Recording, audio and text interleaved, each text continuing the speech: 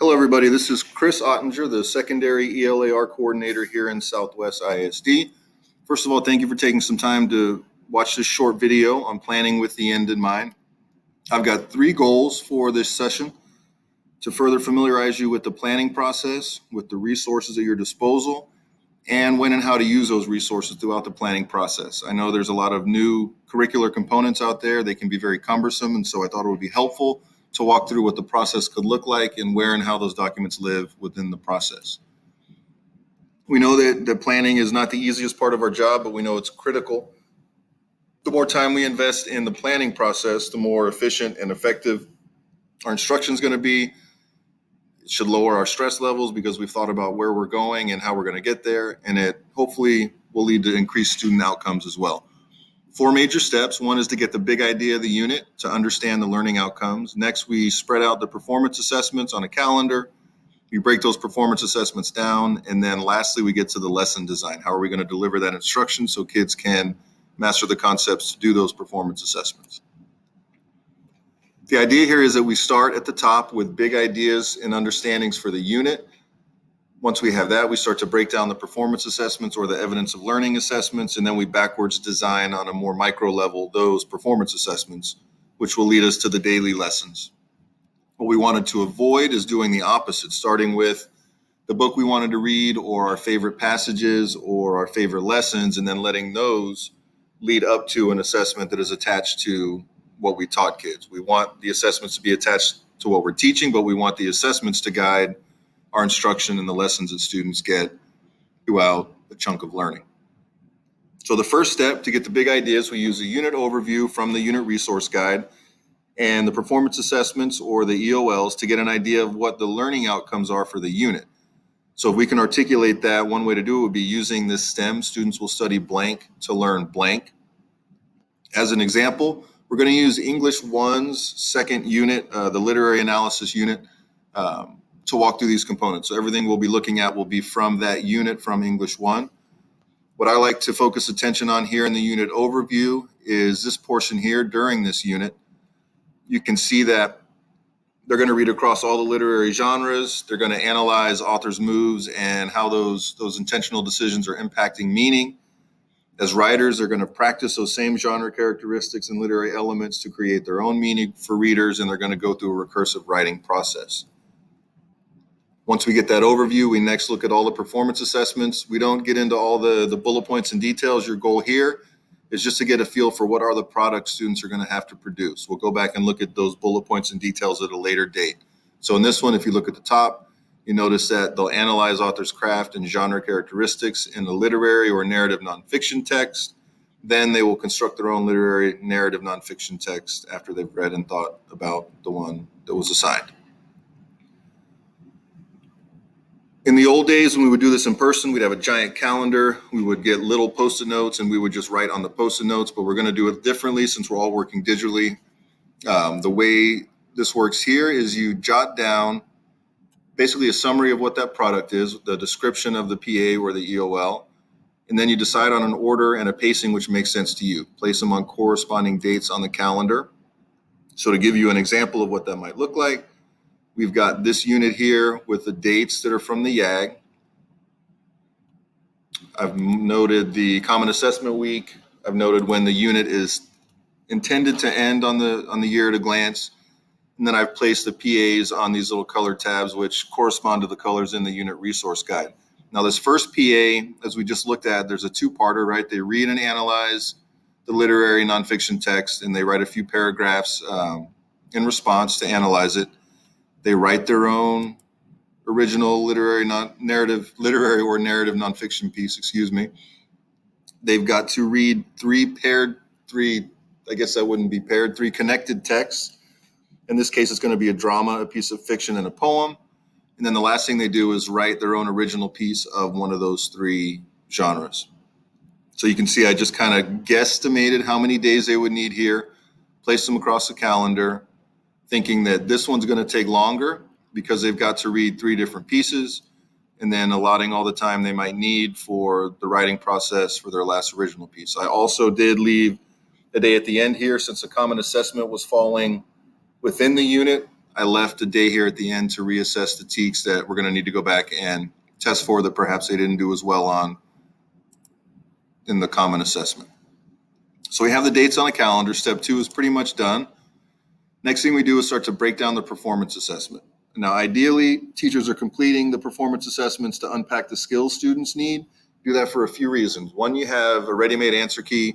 You have that model or exemplar that you can use as you're giving students feedback, and you can kind of compare their work to what you did. But the most important reason that I always like to do that was to make sure as I was working it out that if it was hard for me, I knew it was going to be hard for kids, right? We can kind of presume the mistakes they're going to make, which will then lead us to block out extra time for those parts of the process, or maybe knowing that we're going to need a really good mini lesson for that. And so doing the performance task yourself can be useful in a number of ways.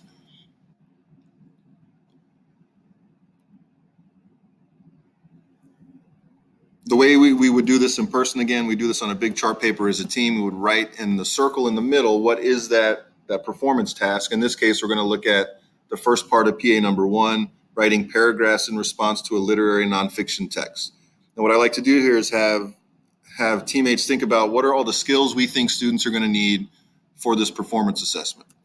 In this case, they're going to need to summarize what they read, make connections to other texts, to society, to their own personal experiences. They're going to have to analyze characters and setting, plot, theme, collect text evidence for their paragraphs, plan the paragraphs, draft them, do some revising and some editing. So the top of my head, that's what I think they're going to need for this performance assessment, but I do want to go back and verify with some of the tools that we have here. So the first tool we have is to look at the bullet points here within the performance assessment. You'll notice here, this is the same part we're breaking down, right? And it has, they're annotating to identify and analyze the meaning of these literary elements. And the bullet points here guide us to the things that they're going to want in that piece of writing. So I have the plot elements, I have the characterization, I have literary devices. What I didn't have was mood, tone, and voice. So that would lead me to go back and add that later. But let's look at a couple other tools here. We have the vertical alignment tool, which will let us know what kids are coming to us with, presumably what they need from us this grade level, and where they're going the next grade level. As you look at this tool within TCMPC, let me go ahead and take you there just so you can see it. Bear with me.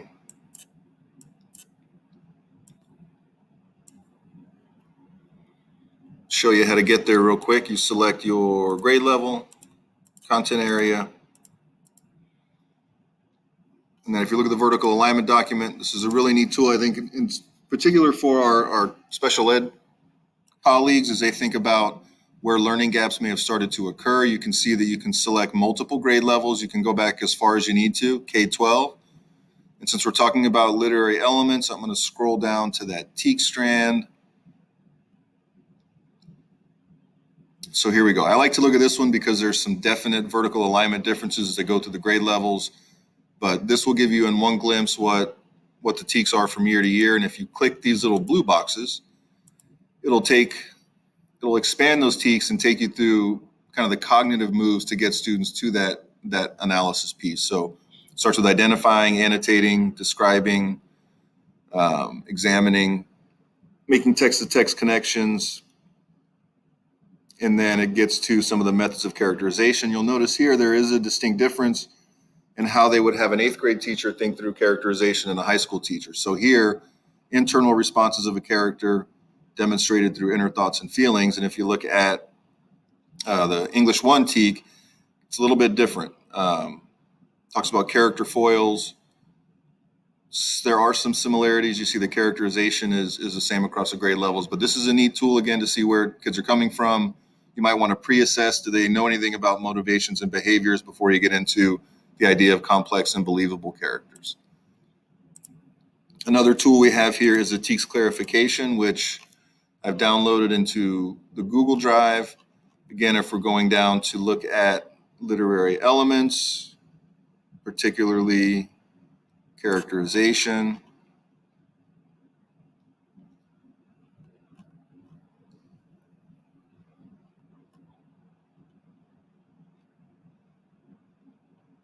we'll We'll get there, I promise. Here you go. Analyze how authors develop complex yet believable characters in works of fiction through a range of literary devices, including character foils. It does talk about whether or not a character is dynamic or static here. So that's something that I would want to consider as I'm planning out mini lessons, building some of that in. And that particularly relates to this TEK because as humans, we are usually pretty dynamic and hopefully round, and we change throughout the stories of our own lives, right? But this might give you some insight into how to convey the information kids are going to need for those TEKs. The last tool I wanted to look at here is a TEKS verification. And the reason I think this is important is because you'll see that some of these are only going to be taught in specific units. So if we're looking at the characters here, we have to get that right here within Unit 2 because we're not going to touch it again until Unit 5 and 6 at the end of the year. Where some of these other ideas, text evidence, is going to be taught throughout the entire year, right? So if I'm going to decide where to leverage my time, we could do the text evidence lesson later in the year because I only get one chance to get this row of TEKs here right. After I've looked at all of that,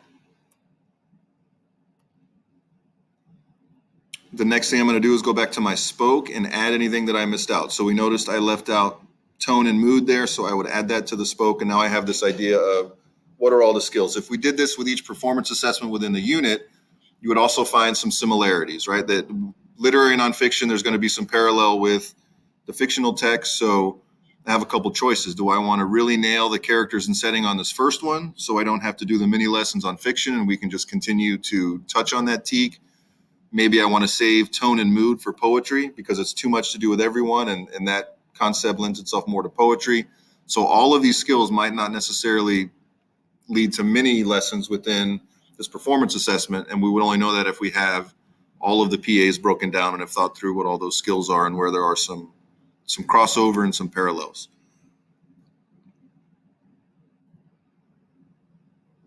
So once we've got those PAs broken down, the next step would be to get back into the calendar and start to assign learning objectives and outcomes for the days leading up to those PA due dates. So to show you what that completed version looks like, you'll notice the same dates here for the PAs from the first step. But I've gone and added from those spokes of my performance assessment what those daily learning objectives would be: to summarize, to think about plot elements and setting here, think about development of characters.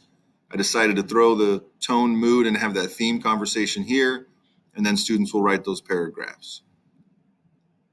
Similarly, down here, if you look at the original piece, plan and draft a literary text, selecting genre, audience, and message, begin that draft that text, focusing on organization, literary devices, other genre characteristics, complete the draft, revise, edit, publish it, and then again, I have that day at the end of the unit to pre-assess. So we started with a very tentative calendar. In most cases, we do have to move the performance assessments around because we realize there's going to be a little bit more time than we originally allotted.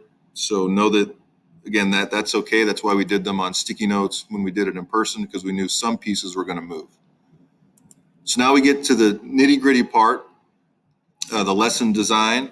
This is where I think we spend the majority of our time, and my fear is that if we haven't broken down the unit, we're not going to have as cohesive a trajectory through the unit as we could, which would help you as planners, as teachers, and also, I think, help students connect the learning to these bigger outcomes.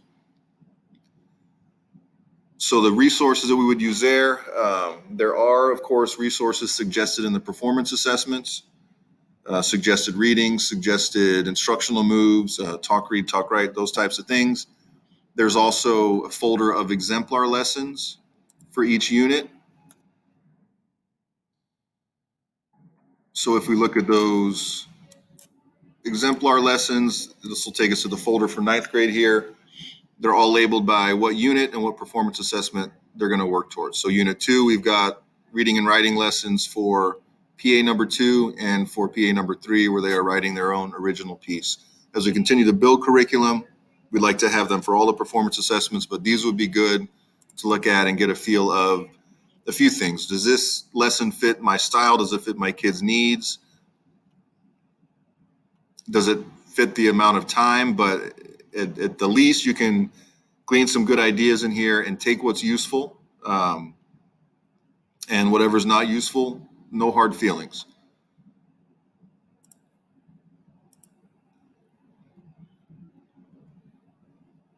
Some other resources you can look at. What does a textbook have to offer? We know there's a robust online program with Perfection Learning and with HMH at the middle school level. So what are the ideas there? They do have some great tools that you can push out directly through your Google Classroom, and also dig into your own experiences and adjust past lessons to reflect the performance assessment outcomes and also the new TEKS. Other things to consider with your lesson delivery: are there TEKS, like we talked about, that you can push back to future units or to other passages? And I would suggest making note of those so you can ensure that students learn them at some point. We can't just throw them to the side and then forget about them, especially if they're going to be tested skills.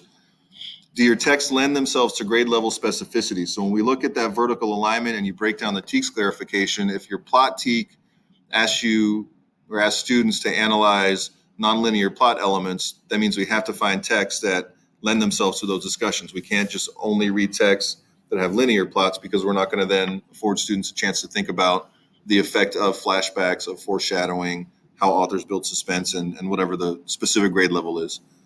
What mini lessons are needed and which aren't. I think in this remote time in particular, when we talk about Shakespeare, for example, there's no TEKS that ask kids to know anything about the Globe Theater or the era. I think that is relevant, but we might need to give them a much shorter version of that information so they have the background and the context, instead of leveraging time as we have in the past. Also think about, what are you going to model for students? What are you going to think aloud? What modeled products are you going to put in front of them? Once they have those models, what are students going to practice? And within that practice, how will you check for understanding? What are the milestones and checkpoints that you can think about to make sure kids don't go through an entire activity with a misconception or a misunderstanding? Also think about how and why you might group students. What's the impact of that? Why does that fit with this lesson, with this activity? And of course, as always, what accommodations and or extensions may be needed. Again, I want to thank you for watching this video about the planning process and the tools. I hope that it demystified and made those tools a little bit less cumbersome for you now that you've seen where they live in the planning. I appreciate all the hard work that you do. My contact information is also on there, my cell phone, the email, and the extension here in the office. Please reach out at any time if there's anything you need. We are here to support you and make sure that you feel well prepared to do the hard work of instructing our students and making them more critical thinkers and more critical writers because they were in our ELAR classes. Thank you very much. If you have any questions, please reach out.